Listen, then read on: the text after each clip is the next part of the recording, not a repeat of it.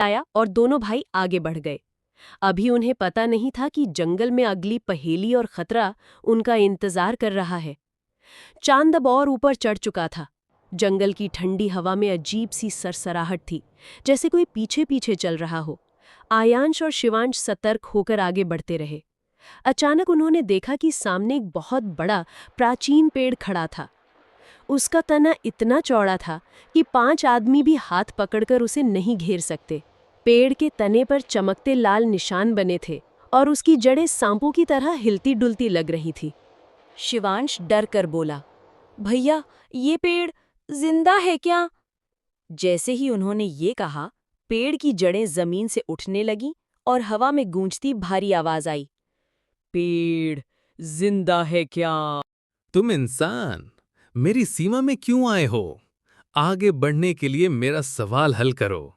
अगर गलती की तो यहीं मेरी जड़ों में हमेशा के लिए सो जाओगे। आयांश और शिवांश एक दूसरे को देखते हुए कांप गए। पेड़ की गहरी आवाज फिर गूंजी, मैं बिना दिल के जिंदा हूँ, बिना खून के बहता हूँ। मुझे जितना छुओ उतना घटता हूँ। बताओ मैं कौन हूँ? आयांश ने गहरी सांस ली और बोला, इसका जवाब है मोमबत्ती।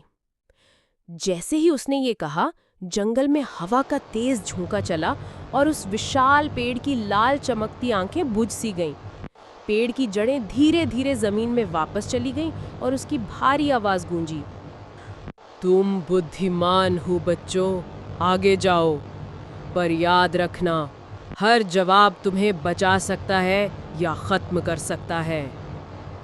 पेड़ के सामने की जमीन अचानक हिलने लगी।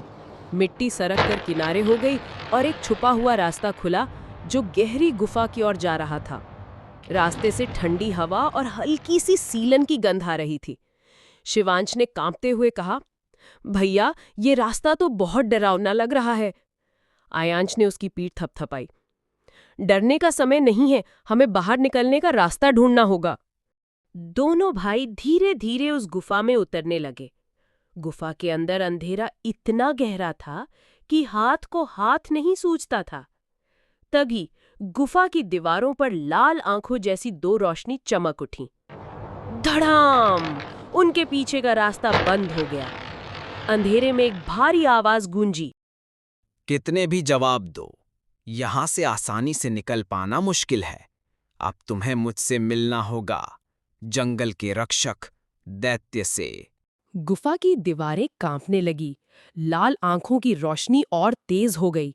अचानक एक गहरी गुर्राहट के साथ अंधेरे से एक विशालकाय दैत्य बाहर आया। उसका शरीर पत्थर जैसा कठोर, पूरे शरीर पर काई जमी हुई थी और उसकी सांस से ठंडी धुंध निकल रही थी।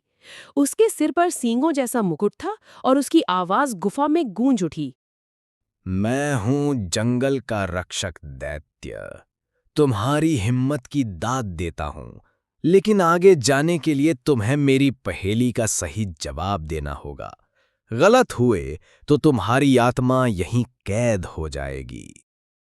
दैत्य ने अपनी विशाल हथेली में एक जलती मशाल उठाई, जिससे गुफा में डरावनी परछाइयां फैल गईं। वो बोला, मैं बिना पंख के आसमान छूता हूँ, बिना जड़ के जमीन पर टिकता हूँ। मेरा कोई आकार नहीं, लेकिन मैं तुम्हें सूरज से बचा सकता हूँ। बताओ मैं कौन हूँ?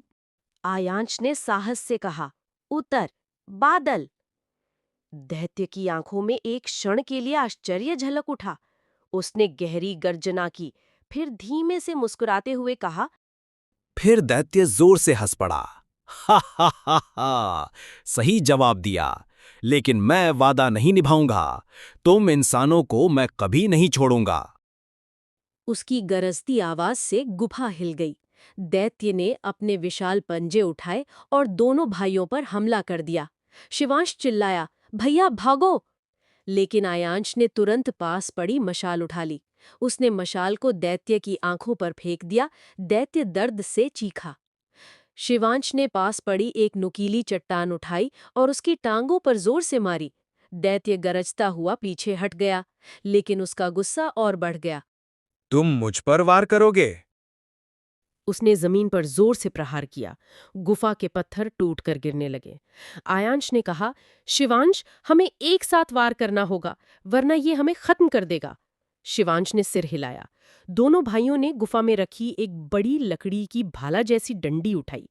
जैसे ही दैत्य झुककर हमला करने आया, दोनों ने मिलकर भाले को जोर से उसकी छाती में घोंप दिया। दैत्य दर्द से दहाड़ा। उसकी लाल आंखें बुझने लगीं। उसका विशाल शरीर धीरे धीरे पत्थर में बदलने लगा। नहीं, ये कैसे? उसकी आवाज गूंजती रही और फिर वो पूरी तरह पत्थर बन गया।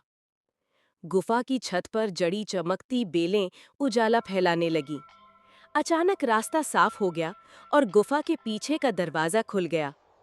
आयांश ने राहत की सांस ली। हम जीत गए भाई। शिवांश मुस्कुराया। हाँ भैया, हमारी बहादुरी ने हमें बचा लिया। दोनों भाई जंगल से बाहर निकले। सुबह का सूरज चमक रहा था। पक्षियों की चहचहाहट फिर से सुनाई देने लगी। जंगल का डरावना माहौल गायब हो गया था। वे घर लौट आए।